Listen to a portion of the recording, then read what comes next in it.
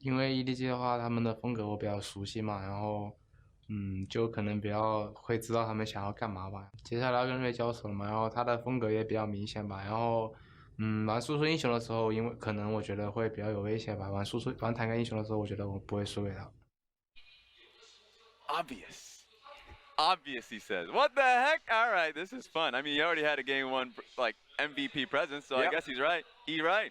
Yeah, he already brought it home. I mean, we've been talking so much about Doinbu, but this also means so much for Mouse. I mean, literally, the final hurdle for him happens to be his former organization and former team. Yeah, and Rogue Warriors is known as the revenge team, and one of those big revenge targets is EDG for Mouse right there, but I think he's throwing Ray for a loop. He's saying that, hey, I'm a bit more afraid of Ray if he goes on those damage-dealing champions, but if he stays on the tanks, I'm fine with that. That's a really good trap, Mouse. Well played.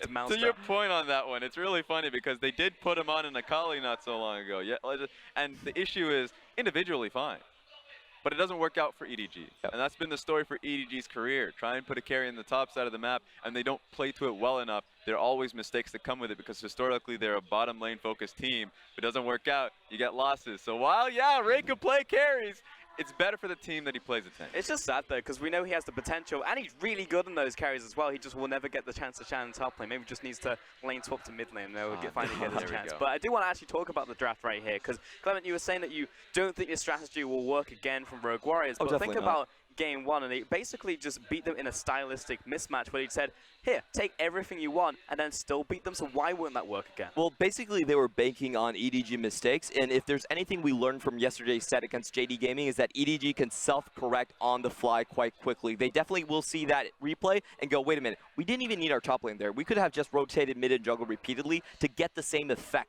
We could extend the laning phase further and just get item leads. Why do we need to risk it all onto this one single play? So I don't think EDG are going to make those same mistakes again. That being said, I do think the entire draft strategy now has been broken open, and there are a lot of changes we should expect coming in. The biggest change for me is I think that Kai'Sa now goes to the opposite side. iBoy has been the one to want to pick it up in a series. He is the Kai'Sa player. So for him to see SMLZ pick it up because he was on blue side, I know that that was the trade that they were willing to go for. I don't think it's a worthwhile trade if, you know, the payoff is going to be you make one mistake and Kai'Sa gets 5 items. Definitely. So are we going back to classic Rogue Warriors then? So we're going back to lane dominance, winning lanes? Because that was essentially like triple losing lanes coming into that first game. Is that how they're going to play out the rest of the series? I think if iBoy goes back onto Kai'Sa, which he has done for over half of the time, that does mean we're going to see Misfortune Navarres come out for MSLZ. And those are actually more comfortable champions in terms of how they dealt up matchup-wise with Edward Gaming. The last time they played it, it was 0-2, and it was counter picks both in the bot lane and in the mid. And their way to support a Misfortune is actually kind of odd at times. I know we've seen Aurelia just for her ultimate to allow the Misfortune ult to kind of go off, so perhaps we see an Aurelia. Another one is just the Kled, so a Kled runs you down, allows Misfortune to run, and she has the space because too many people are dealing with the Kled. The way they give Misfortune space is by diving deep in the enemy team and say, all right, focus on me, focus on me. So this might be the opportunity for Rogue Warriors to just bring it out. Yeah, Rogue Warriors are very flexible with the style, with the number of champions that they can support with their style. Their style is freight train, but it doesn't always have to be the Kled. It doesn't have to always be the Nocturne. They could switch it around. The Zac is one of them. Poppy is one of them that we've seen. But we should expect the same style where everyone is trying to run in at the same time. And I actually like the Zac coming out from Flawless. I thought that his movements in the map, when he was warded on the bot side, they knew he was going top side earlier on. He actually made a long roundabout way of going back bottom lane for a gank. The gank didn't pan out, but it was just really smart from him to really look for a gank opportunity bottom lane, because in a situation in which the bottom lane actually executed well, that turns into a kill. So I think that his Zac was actually pretty good in that one. Now, does the strategy ever change from EDG? Because Clement, we were having this discussion yesterday. It's like, well, EDG are always going to do the same thing. They'll just try and make less mistakes. And as it went on, that was true. But then Scout also stepped up in the mid lane, so it was a bit of both in that. So do they do the same thing against Rogue Warriors as that was broken open in game one? What they do now is like really agree with Raz. They pick up the Kai'Sa first, and they look for strong picks that can buff themselves up in the late game team fighting. So the Ryze pick, we just saw Rogue Warriors didn't feel like they needed to ban it. I want them to take that away and meet them in the 5v5. I agree. I think it's going to be about the 5v5s. EDG far too often need to be forced into that position. So pick up the Kai'Sa and challenge Rogue Warriors. Yeah, a lot of questions as we head into this next draft. For now, though, we're going to send it over to our casters to get us into game. Thank you so much, guys. And that's the question for Edward Gaming. Can they actually meet Rogue Warriors in a 5v5? Who can withstand the onslaught of a freight train? Once it starts to pick up a little momentum, a little bit of speed, it turns into the juggernaut. Yeah, I'm worried for EDG if it comes down to having to 5v5. And it's all about how they start the 5v5s and whose terms it's on to begin with. That's how I see the difference being made here.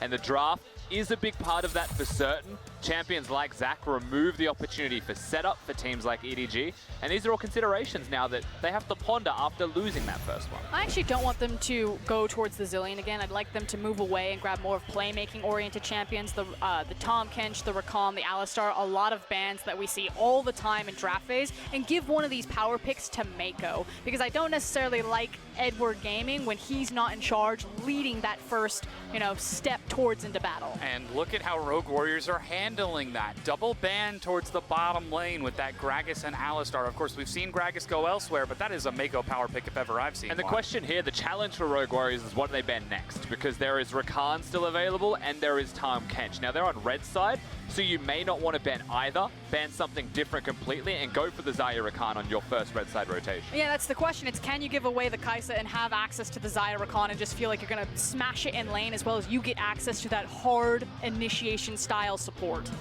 There's a lot of eyes towards the bottom lane in this matchup. As looking at a quick hover from EDG, it is the Rakan ban, so that means Kai'Sa and Kench are open, and EDG prioritized for Mako first. So maybe thinking that Ashe is just enough with the Tahm Kench that you can give away the Kai'Sa to SMLZ, and then again, you can have lane priority. Ashe, Varus, any type of champion like this. Rogue Warriors instead could decide to take a right turn if they don't lock in the Kai'Sa here and leave it open and say, okay, you're comfortable giving it away, so are we, but I guess not today. Early expectations here for Rogue Warriors may just be the Braum once again to be seen in the draft. One of the last remaining tanks in the support role for Kahlua to take at that Unsealed Spellbook. Does well into the Tahm Kench as well, just as a support 1v1 goes. So that's what you're looking at for Rogue Warriors in their first 3 picks, unless they find a flex or a champion that Doinby just really, really wants before Scout. And we didn't get to hype it up just because the Kai'Sa was coming in, but I do want to take a moment back to Mako. I said I wanted him on a playmaking champion. The Tahm Kench certainly fills out that role, and Edward Gaming are a completely different animal when their captain and shot caller is on that type of champion and can eat up that much map. Especially when you can save iBoy. There was little protection for him in that previous game, but this time on that Xayah, he has his self-protection and the protection of a Tahm Kench next to it. And that's not even looking at what Ray is going to be headed for next as Rogue Warriors. They're still hunting down their jungler mid. Looks like Hara once again prioritizing that Camille. He was able to control the early game in game 1. Can he do it again in game 2? And I'd like for Flawless, now that he sees that it's the Camille, yes, it can still be flexed, but to grab his jungler here, I mean, the Braum, yeah, it'd probably be taken away. Banned, that's the thing, right? But so will the Zac. Yeah, I mean, there's a lot of junglers still up, however, overall. I still think that you could commit to something like, if the goal is aggression and ganks, then you could consider a Sejuani. He's got Olaf, Sejuani, and Zac left. Yeah. Well, luckily, EDG only have 2 bans, and then Rogue Warriors get the chance to pick. So hopefully Flawless will find himself on something nice and comfortable, as it is a LeBlanc focus early on to limit down EDG a bit and keep Scout locked in the lane. My favorite game is math with Dom. It was quick math, by the way. Is Zac banned away? You are correct. The Zac will get removed. The question is what after this Zac, because Flawless is limited. I think they take Olaf just because it is a Xayah, and they are playing around iBoy in that ADC position, unless they think that Xayah can survive the Olaf engage, and so instead they ban the Sejuani. But I expect it to be one or the other. Maybe a Skarner. Now the Gallia was also a strong champion for Scout. Again, Rogue Warriors, they've got themselves on red side. They like to save that counter pick for Doinby. We're expecting to see what Flawless takes with this next jungle pick after EDG get their final ban here. But now we gotta look at how EDG respond. With Scout getting limited down so much, how do you unlock him in the mid lane if you've got a Sion keeping him busy? That's a good way to keep him locked down. Yeah, the Kled. I mean, you can't sleep on Doinby, so they do respect him. They take away the Kled with the Gallia with the LeBlanc removed. They look for the opportunity to focus on the middle lane. Rogue Warriors Do note that they are on the red side, so you'd expect a jungler to be seen here, and then you would expect the mid lane to be countered. Whatever Scout goes for, Doinby with the deepest pockets you've seen in terms of counter picks, ready to go. Yeah, and he's got to find something weird, though, because that's Akali, Aatrox, Ryze, Kled, Galio, LeBlanc, possibly even the Gragas. He's done that into the mid lane. Looking at the Azir right now, Scout, something with pretty good wave clear and excellent late game scaling, decides to lock it in. Vel'Koz, Yeah. are you feeling it? I'm just not feeling Doinby Doinby counter. playing the pick, but I'm curious to see if he can. I mean, that's typically what you do. Maybe he goes for the Lulu. That's the old-time counter because you can outrange the Azir by placing the picks onto a champion and then shooting the Glitter Lance off of it. And this comes back to what we expected from this series. Massive team fights and very unique fringe picks.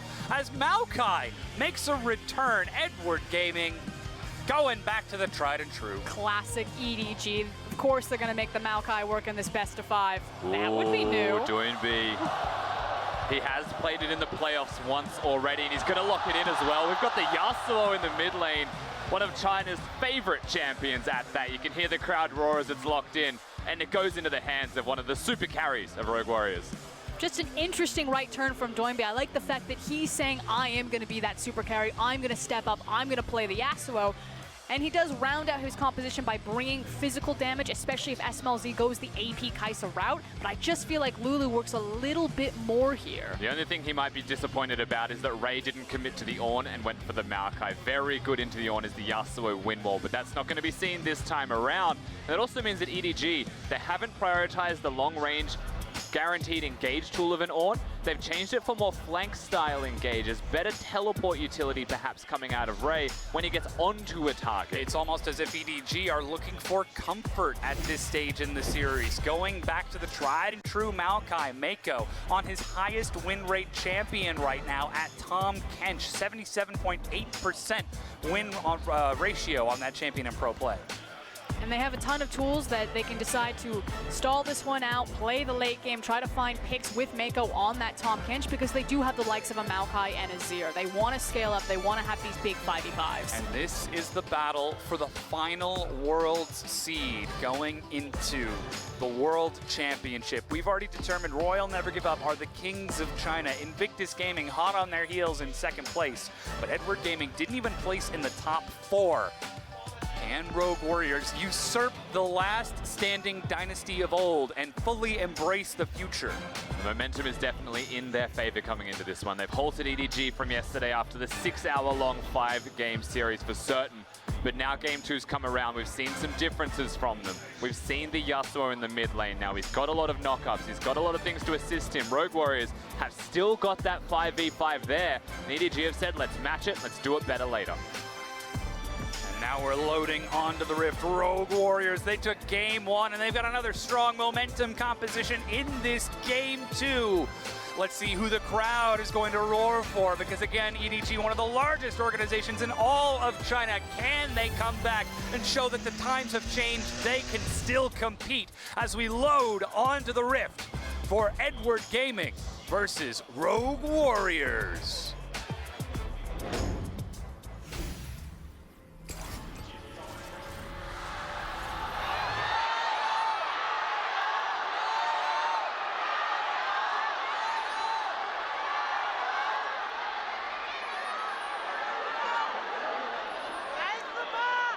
I don't know if they turned up the crowd in our headsets or they just got louder, but it is a packed house here in the Nanjing Olympic Sports Arena. And I do want to quickly touch on Rogue Warriors composition. We talked about how Edward Gaming, it's pretty clear, it's about the 5v5. They've got the late game scaling potential. Rogue Warriors, though, could completely decide not to fight the 5v5. Yep. They have great access into side lanes with the Yasuo as well as the Kai'Sa's mobility. Yeah, they've got a lot of aptitude to doing that as well, with the teleport being there for the Kai'Sa on top of all of that. Now, Doinby has the Ignite, that's expected. That's what you go towards on the Yasuo because you want that kill pressure, not a teleport. So usually he'll be playing on the stronger side of the map, not the weak side. That is Mouse's responsibility. And we also mentioned EDG, whilst they've got late game team fight scaling, they've got that opportunity. That's not to say Rogue Warriors get outscaled. A Yasuo and a Kai'Sa late game is absurdly powerful in the damage that it can dish out. We can already see EDG trying to once again control the bottom lane in this early game. It's a red side start for Haro, and he heads immediately to invade, but has been spotted by an early ward from Flawless. Again. Maybe he still thinks he's safe on this blue, but Haro is on the track. He's going to get around from the outside here, unspotted, Flawless. Oh, now he Pass sees is him, gone. still walks up. That's the hook shot. Auto attack trades it over. Flawless can't answer, flashes away. And he doesn't have a smite either, so Haro looking to take the camp. Yeah, and a good rotation from Mako on the Tom Kinch to make sure that he can also secure that blue buff. We saw that SMLZ and Klua started to cheat towards Haro, so communication where it fractured a bit in game 1 from Edward Gaming seems to be cleaned up at least for the first 2 minutes in game 2. And a big win here for Haro is that he doesn't have to smite the camp away. He's going to be able to keep that one, so going towards the Raptor camp won't hurt him nearly as much, but before that he may even consider ganks. However, very good ward from Doinby. He'll be spotted. He'll see the ward die though and know that it's gone. Still, Rogue Warriors going to have to play the same game they played in game 1. Track Haro early around the map. Try to make sure that your lanes are safe to scale up and look for those mid to late game fights. Or let's see if Haro can find some unique and clever paths. And Flawless is looking at the big level 6 window naturally for the Sejuani, but especially when you have a Yasuo in the mid lane. People often really underestimate the burst damage that Sejuani can do at level 4 and 6, so these are the windows that I'm looking, and I expect it to be mid to allow this Yasuo to have pressure in those side lanes once the initial towers start falling down. In the bottom lane, that's actually a plasma stack from SMLZ getting damage against iBoy and Mako. The early push slowed SMLZ down, but Haro up top right now. Believe he's just been spotted by Moust as he's denying the Krug camps and still just keeping Flawless down as much as he can. If Flawless was looking for that level 6, he's been denied a blue buff, he's being denied Krugs up top. So much of this is just pressure that Haro is putting down. When you look towards mid lane, you see Doinby struggling. Flawless, he's found his first opportunity. If they find the pick, they're not going to get it at all. But if they find it and they open up SMLZ, similar to what you saw in game number 1, suddenly a player who dies a lot in lane gets a lead, and Rogue Warriors much more confident around him. They'll be looking for those big team fights from SMLZ if he can make it to that point, but this risky laning phase looks like it's going close to even right now as iBoy is just constantly trading, but Haro non-stop pressure. Yeah, Flawless is under constant assault. So while SMLZ may have shored up some of his laning weaknesses and is doing much better in this series, it is leaving Flawless exposed. The fact that Haro is continuously punishing Rogue Warriors by walking into Flawless's jungle and making sure that Sejuani is farther and farther away from that big level 6. Slowing Rogue Warriors down. Still very early into the game, but we're looking at some early CS advantage for Scout in that mid lane on Azir as Doinby taking the Conqueror's Yasuo. iBoy just needs to leave. He's got no mana to his name, so even staying there's a risk. Doinby on Yasuo has rotated up here at level 4. He's got Ignite. Very clever pathing, gets him up there. Looks for the autos, still holding on to the Ignite. Finally gonna drop it down, but gets knocked out. There's the Ignite Ray, is ticking the minions, even helping the final tick. Doinby gets first blood. And who is ever going to expect the level 4 Yasuo gank, especially into the Azir, finds the window where he has control of the mid lane, makes the rotation up, and makes it stick. And Flawless even gets to soak up a little bit of experience in this middle lane, and he has very limited jungle camps to look towards. Was waiting for the Raptors to spawn. I mean, the end result of this is wonderful for Rogue Warriors in what was a very dire start to this game. And you'll notice once the CS difference comes back, Scout is handling Doinby, but somehow, again, they find a one opportunity that they needed. All you need is a single window for Rogue Warriors, and they will bust in and start rolling down with some kills. But Scout, he's trying to maneuver around, but walks on top of a ward. He has no precision tree as well. He's gone towards Inspiration secondary. So Time Warp Tonic to be seen with his Corrupting Potion, a bit more sustained in laning phase, but loses out on the alacrity or the potential attack speed that we'd also get there that stacks up. Now it looks like EDG are setting a trap onto Doinby. He's level 5, gets swept back by Scout, dashes in, looks for the knock-up array, dodges it by going under, and EDG answer back. Doinby accepts his fate, holds on to his flash, so he will still have that summoner in his back pocket, but great response from Edward Gaming. Yeah, definitely could have flashed to safety, but 3 people come down to make that one happen. A lot expended. Still good for EDG in the end, however, getting that trade kill across and going towards Haro, who's now further ahead again. Just forcing Flawless out of the jungle.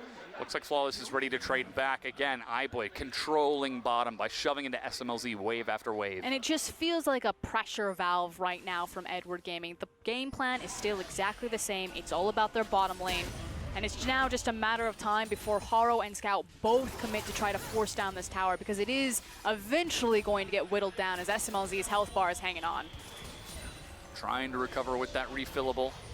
Even going for fleet footwork for a safe lane and sustain. The scary thing, though, is Mako now level 5 means that the bottom side river for Rogue Warriors, it's going to go from bad to worse, because now you're going to deal with the Abyssal Voyage and the fact that Mako can be there at any time. Flawless is in a super precarious position. He has to be picture perfect in how he's going to navigate around this map, because EDG have drawn a giant target on him. And this guy knows exactly where the vision is and chooses to ignore it completely. Doinby placing control wards, working on the top side of the map, feigning as if he's a jungler of his own. He's going to make the ganks happen on the top side, but good respect from Ray in this case. He did back away very aptly, and he's going to be perfectly fine. Super carry Doinby looking to put on another strong performance for his team. Remember, he used to be the support style player, playing Karma, Lulu in the mid lane to support massive AD carries and junglers in the past, but now on Rogue Warriors, he's really stepped up as the captain, as the leader, as a massive carry in his own right.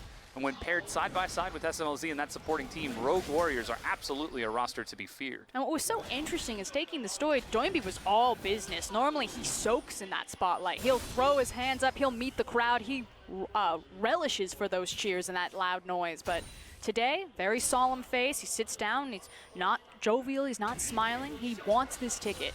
Yeah, and very solemnly, he'll continue to struggle in this middle lane 1v1. If you don't have immediate kill threat, if you cannot dual scout, you're in trouble.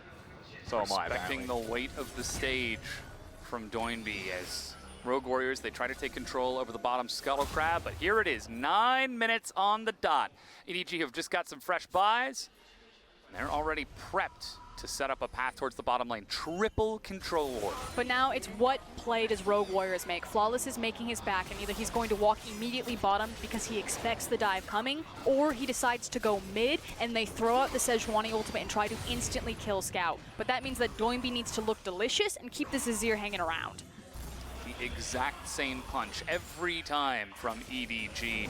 But here's something different. Haro turns on to the Mountain Dragon. Mouse doesn't have teleport, but he does have lane control, and Ray is trying to track him into the river as he's roaming. Flawless is spotted as he heads bottom, but he Haro is 6 pulls now. away from the Dragon. That's a big thing for Rogue Warriors. Flawless being 6, having that gank access, working with Doinby. It's not the easiest knock-up guarantee, but it is there. Doinby steps forward, Flawless still hovering nearby. Scout decides not to follow him, as it is Zerker Greaves for Doinby. He's able to walk it off in the river. And the thing is that they could have turned there because Scout was a bit extended. They knew that Camille was behind him, but maybe they had the burst damage. But Doinby didn't have access to the Zeal. He says, no, don't waste the ultimate just yet. I need to get this buy-in. Now we have the kill pressure. So again, Flawless, the same play. Is it going to be mid? Will Scout hang around, or will he get his back timer in time? And does that give Flawless the option to look bottom? Yeah, when you actually look at the gold in the pockets of Scout and Doinby, currently on the field, I should say, Zeal and Berserker Greaves, that's pretty much matching your opponent of Scout, who does want to recall and get that extra bit of advantage, and then the moment you would be looking towards that. So I agree, Frost, that was very smart of Rogue Warriors to back away, be cautious, get the Zeal, get the spikes, and try and be as strong as you possibly can. Yasuo wanting those crits. EDG, I'd say, doing a similar thing, controlling the lane, threatening Doinby. The best case scenario is they get the item. And this is Rogue Warriors showing some uncharacteristic restraint in this series against Edward Gaming. They're taking it slow. They're playing with patience, but they might be looking now. I was going to say, as you say that, the hammer, it's Caster's Curse, It's about to come down. Because the thing is Doinby wants to make the play. He just didn't get the opportunity because he didn't have the item. Now that he has the back, Rogue Warriors, just watch them. Like a snake, they're going to be looking for their striking point. This is some risky business from Haro. He'll be able to take it down, but note that his health bar will most likely be quite low during all of this time. Flawless. Mouse actually even spots him. That'll probably disengage Haro. He's 1 versus 2, starts charging, but gets snared in place. Here comes Herald, lands the knockup. Haro's down to 250 health. Mouse is still going. That's the Hextech ultimatum. Doinby is on the way, but Scout gets there first and finds the kill as Herald resets. Mouse will die. Mouse gives his life to make sure that the Herald isn't picked up and forces Haro back. So again, big opportunity for Rogue Warriors to now decide how they want to eat up the map. And note that the bottom lane 2v2 acknowledges that it's just exactly that. Junglers have been seen on the top side of the map. iBoy and Mako, they push up, they push forwards, they continue the pressure in this lane. SMLZ and Kahlua are hunting for kill threat here and there. Kahlua even swapping towards Cleanse towards the backside there. I think it's now the heal. And I feel like everything is just about to explode. This is the calm before the storm. You have teleports on both top laners. They're choosing to walk back up to the lane. You have the initial backs and initial power spikes coming in for both ADCs, and you can tell that Doinby has been hunting around and that EDG are trying to find a way to make a play. It's just about where it's going to break on the map. There's a lot of priority towards both top and bottom. Rift Herald is damaged now with Shelly charging, and Mountain Dragon is damaged later. Very powerful on both of these compositions if they manage to pick up some momentum, some speed to look for objectives later on. But as our carries get back onto the map, as these purchases are done, we're looking to see what that's going to be. Currently, Rogue Warriors control the bottom river. They've got vision all over that side of the map. Flawless is level 7, clearing out Krugs up top. And it looks like Doinby might be on the prowl for another kill against Ray. But that means he needs to tell SMLZ, because there are a lot of people bottom. This is going to be a 3-man. Sejuani coming up as well. Oh, God. SMLZ sidesteps one and just gets destroyed. As you said, 3-man. That's 10 solo deaths now. Meanwhile, top. That's the ultimate used from Ray. Flawless over the walls. The wave is getting cleared out. Flawless looking for the dive anyways. Mouse leads the charge. Knockup is ready, but Ray sidesteps one. They're still trying to get the CC, and it's Mouse who's carrying it. Ray goes to the outplay. That's a teleport. Mouse still holding aggro. Ray is getting shredded, but here's iBoy. Ray still alive. Doinby goes low. Dies to trade in the 1-for-1. But it's still Edward Gaming that are going to win out. Look at what's happening on the bottom side of the map. That's a Camille. The tower will fall, so they pick up the ADC as well as the tower advantage. It was a big force from Rogue Warriors. It was a force that was spotted, and Ray buys so much time on his lonesome that he's able to navigate that almost perfectly. Still does have to die in the end, but his sacrifice is so worth it. Oh, it's salt in the wound. Not just the bottom tower, but also the mid lane tower. I agree, Rusty. Huge force from Rogue Warriors and a huge error. They had to choose. Do we match EDG bottom, or do we try to force a play across the map? And the teleport from iBoy was clutch and diffused everything. All of the stalling and setup that Rogue Warriors did to protect the bottom lane is for naught, because they decided instead to choose into Doinby up top. Ray holds out. Yeah, and likewise, huge credit to Ray. He plays this just about as damn well as he could have to stall out long enough. Sit flash right there to make sure that he's got 3 people under the tower and that Mouse can't hold aggro. And there's no last breath. There's no Yasuo ultimate through all of this. Doinby trades his health for it, because they layered the CC, and all Ray had to do was flash both of it. That could have been a lot cleaner from the side of Rogue Warriors, but it's also, and it's mostly, Ray playing it better. Interestingly enough, we didn't see the Dragon take from EDG, so Rogue Warriors try to step in and take it before EDG can get back onto the map, but decide not to risk it, and instead leave the pit, leave the Dragon to Haro to finish off. And EDG, not only is it 2 turrets, but it's also the Dragon. And we talk about how this is the road home for Doinby, you know, looking to return to Korea as an LPL representative. But it's also the same story for Ray. Goes over to the NALCS and has the opportunity with Edward Gaming to also return to Korea and say, I made the right call here. Proving that he can find success on these teams, on these organizations. Massive statements from both of these two to try and make it to Worlds at this point, but right now it's EDG in the driver's seat in this game too.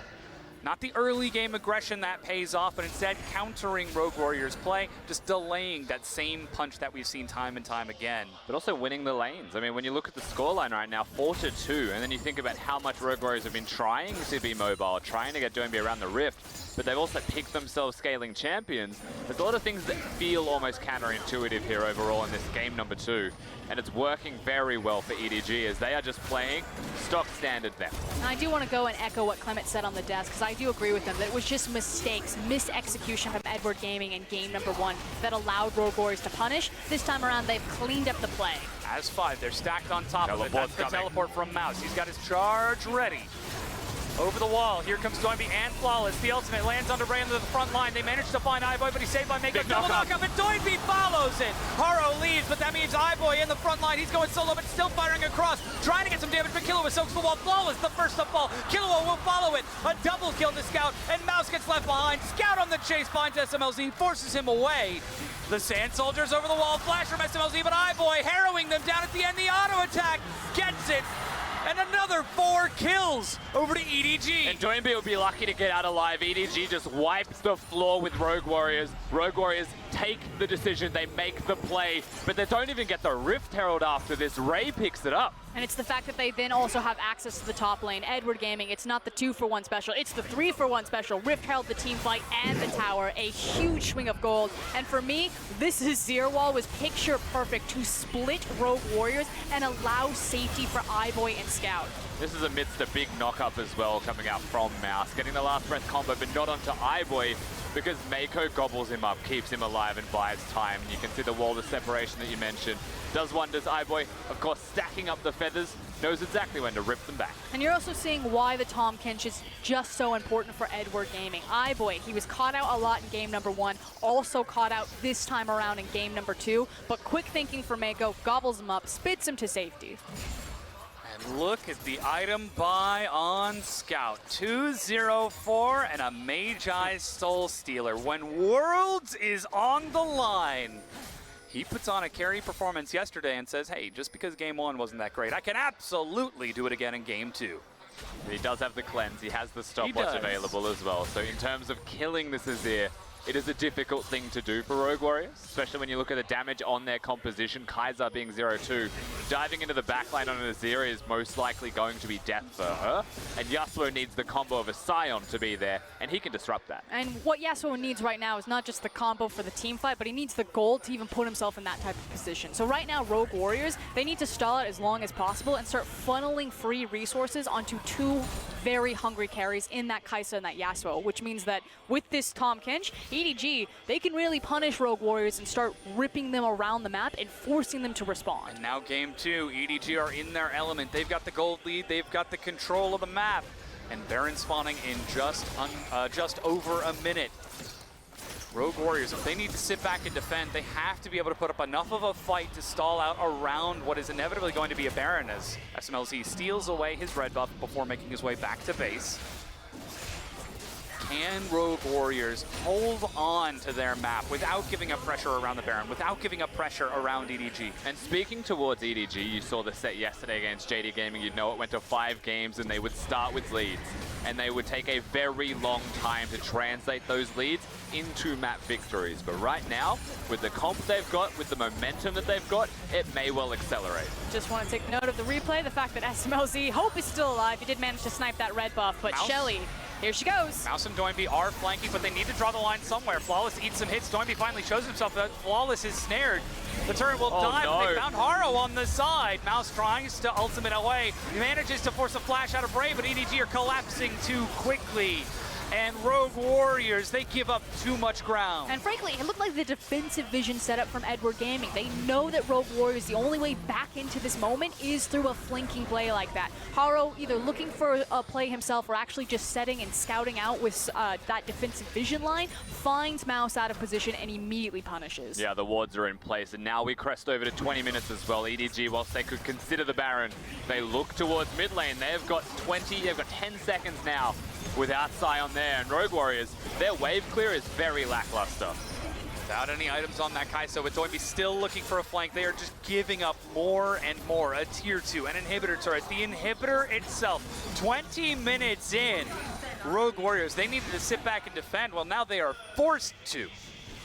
And now this Yasuo pick particularly being punished, not only because of the expensive itemization and the time that it's going to take to empower him, but the fact that he offers virtually nothing to stop this style of composition from sieging the towers. Normally you can skate by because you have access to the wind wall, maybe you can delay some of those projectiles, but he has to be on the front lines to clear the wave. Kai'Sa, mid-range ADC, and so their towers are just going to fall so easily to a siege tool like Azir. Let alone the Maokai that can be on top of him as well. One of the most mobile champions in a minion wave is a Yasuo, but Ray can say absolutely not to that. Press the W and lock him down in place. So very unsafe pretty much at all times and no access to side lanes. I'm not sure if he can take the 1v1 against Scout at this point. Super carry Doinby, perhaps trying to bring out the flare in this series too soon. It was only game 1 that he managed to win. But this Yasuo going head-to-head against Scout has not paid out during the laning phase. He was able to try and accelerate Mouse, but that's a tank. There's not that much that Scion can do against this. But now 21 minutes in, super minions flooding down the mid lane, and EDG are maneuvering around the Baron. And Mako, again, captain shot caller. He knows exactly what he's want. He's leading the charge with the Tahm Kench, has access to the Grey Health, so very safe to do so. And they're starting to close the net around Rogue Warriors. And he's living in the future, Mako. Everyone here is in 2018. He's in 3018. Presses Ghost to get that sweeper to cover more distance and better ward placements. Can't keep up with Mako. Tactical brilliance. Windwall will keep this turret safe for just a little bit as the finally getting cleared out, but still, even just with 3 minions with a single hit each is enough for EDG to finish off the turret, because that is a very large Azir. 2 full items and the Magi's at 10 stacks. iBoy's at another 2 with a BF sword looking for his Infinity Edge. EDG are accelerating the pace of the game outside of Rogue Warriors' control. And it feels like a situation where Rogue Warriors are actually on clock, if not just slightly behind. But like you're saying, EDG are just so far ahead of clock. And they don't need to turn towards the Baron. If they can get it for free, that's great. Oh, hang on. That's Mako caught by the ultimate. iBoy takes to the skies. Mako with the save, but there's the follow-up from Doinby. They dogpile onto him. Mako will dive at Doinby, and SLC chase on the iBoy. That's 2 members dead. Now it's up to Scout. Can he do the damage to stall this? Ray joins in. But Haro's on the Nexus. He's backdooring in the meanwhile. And ADG, they're just trying to go for the game. It's going to be stalled out. Scout goes in. They do get canceled. Haro still following one after the next. And he's on to the Nexus, and Edward Gaming. They've got their eyes on the prize. 23 minutes in, Haro is still autoing. Mouse getting minion blocked as he makes his way around. Haro dodges it over. A triple kill for Scout. Haro takes to the skies, locks it down by flashing around. And EDG win game 2. And you never expect a player like that to make that type of play. Yes, Edward Gaming, huge organization, so much history behind them, but that wasn't Clear Love, that was Haro. He's played about half the games this split for Edward Gaming and makes the clutch play in game 2. Just when you think Rogue Warriors have got the team fight, you see them get the kills, you see iBoy go down, the camera pans to the new jungler of EDG, and he pulls off the modern day Expeke with Camille, dodging around, had the minions to assist him, but he comes up so clutch. Edward Gaming put their faith in their new jungler.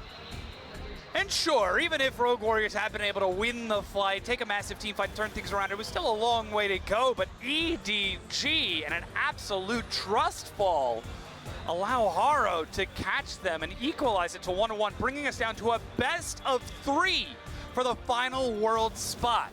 Looked like disaster there initially. You could see what Edward Gaming were thinking about. Like, we can approach this tower. We've got the Azir wall. They engage. We'll just disengage and reset. They wanted to play the map game. So still reminiscent of the fact that Edward Gaming playing multiple lanes at once, playing pressure points, but still caught off guard a little bit by how aggressive Rogue Warriors can be. I mean, that game ended with 4 kills on the side of Rogue Warriors, and most of that was in the last fight. That was an absolute shellacking 23-minute victory for EDG. They never looked like they were going to lose that game. From the minute they picked Azir and they played the 1v1 and had control there, Scout just did too much around the Rift, and Ray, diving him seems impossible. Yeah, and that's the momentum difference. If they can keep Flawless from affecting the lanes, if they can prevent Doinby from getting too far ahead, Rogue Warriors need more time to reinvest, and that buys enough time for EDG to play within the pocket during that mid-game. But now it's time for our analysts to break down that game 2 EDG win.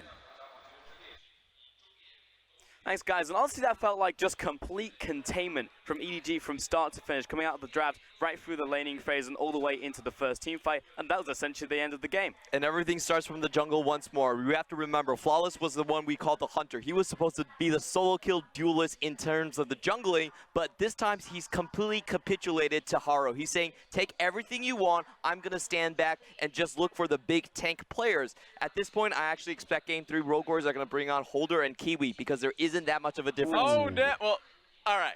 You're thinking steps ahead. I'm thinking steps ahead, but that's the main point. You're right we'll about the bring tank that up in point. a second. Because ultimately, the early invade, blue buff steal, pushing Sejuani back, you already saw for a good majority of the game, Camille is usually the jungler that falls behind in experience to the AoE junglers, the tank junglers. This was a game where you didn't have your biggest camp, which was being pushed around. So that was step 1. And to your point in game 1 about containing, having the strong lanes, that happened in game 2 for EDG. So kudos to you. I mean, I was like, I don't trust you to make 0 mistakes, but it felt like that was the case here for EDG. Yeah, definitely. And you have to remember, he actually spotted out Haro going for his blue buff in the level 1 as well. They had the wards in place. Yep. He still went for it, still blew his flash early, right like game 1. So that point has to change if Rogue Warriors want to hang on. Also feel like the first big play of both games just spiraled out of control both times around, especially when it was in top lane this time with Ray, and he just unbelievably safe in the top side. 1 versus 3 makes the play happen somehow, and EDG end up taking an incredible amount off of this. One point is I love the fact that Rogue Warriors have been going for this, right? Because the first kill going to Doinby for the first dive, Ray was ready for this. He was prepared. The TP was just for insurance. Ray didn't even need it! Able to come down, trade the kill. Sure, Doinby gets that in his pockets, but across the map, that was EDG taking ownership and pushing out lanes, chipping at the towers. And honestly, you have to just give praise to Ray. That was such a good mechanical play. He dodges out the flash from the Q3, doesn't get knocked up by the last breath, and then uses the bind onto Yasuo. So when he's holding onto it, when he knows he can finally get the last breath, he still can't use it because he's rooted in place. So very well played with the Maokai. EDG with the classical top lane pick. When it really comes down to it, they always turn back to Maokai. And a small point too is that he really forced the three people who are diving him to, you know, toggle into champions target only, because at the very end he was just hiding underneath the turret. So you're either hitting the turret or him. So he understood what he needed to do to get himself out of that situation. He played it perfectly. Yeah, just really impressive stuff, and that was 2 towers on the bottom side and then complete control over the map. Then set up the next play towards Herald, and from here it's just like, okay, now's your time, Rogue Warriors. You're not too far behind. You should be able to take a team fight because this is what you're known for into the EGD, and you're expecting this is the time where they start to come back. And this is the biggest turning point. Mouse played this really well. He got the initial knock-up onto iBoy, but iBoy still gets gobbled up by Mako, and he pops back out the other side, still able to do damage. If the first initial hit does not find a carry on EDG's side, there's no way that Rogue Warriors can finish it. The best part about this scout point, the Azir, the ultimate, really just isolating members and just being able to chase them down. The ulti was the MVP, allowing iBoy to free fire. Yeah, Scout really came up clutch in that game, and again, it seems like it's the year of Scout right now, and you know what? He's going to get MVP as well. Congratulations, Scout, for that one. And he's just been playing out of his mind throughout the playoffs and throughout the year. And it's just like, it feels like at some point, Scout's got to get rewarded. And here it is. It's funny. You know, you give him his ear, you put the top laner in the Maokai, you're like, this is an old EDG. Feels like they got punished to the same composition in the in the regular season. But they come out, the individuals play up, and even just the small points of the laning phase, taking the electrocute there, and just bullying the Yasuo under tower, building up the waves, and that's why it was about 10 to 20 CS down in the matchup, the Yasuo was, and was forcing Doinby constantly to look to roam. Definitely, and you have to remember, this is actually the second time Doinby has been on this Yasuo. It's not a very familiar combination for Rogue Warriors, and what I really want to see is more effect coming in from the jungle towards the laning phase. You have to remember, Flawless, not a single Sejuani out throughout the entirety of the laning phase. Never found a target. If you're going to sit back for the early game, you have to show up once you're post 6. He doesn't do that. So if that doesn't change, I don't see hope for Rogue Warriors. Yeah, and then I have to revisit the conversation you were talking about in the top and the jungle side. Do you bring in your subs? Because I feel like from the third place match, that's something that you don't do in these high pressure situations. Felt like they did very well towards the end of the split when there were no stakes, but you add those stakes in and Holder suddenly falls apart, Raz. Yeah, and here's the risk, because you don't want to knee-jerk or overreact to this situation just because you have clear memory of what Holder output in the last series. And also, Mouse was the MVP of Game 1, so team fighting needs to be coming through strong for Rogue Warriors. The one thing I would change is the draft here, because they, once again, that was revisiting the problems of Game 1, have one winning lane that should be the bottom lane. Yeah, there was an adaptation, there was a change, but it didn't work out in Game 2. We'll see if they can bounce back, because it's now down to a best of 3. We are going to take a short break. When we get back, we're coming in for Game 3.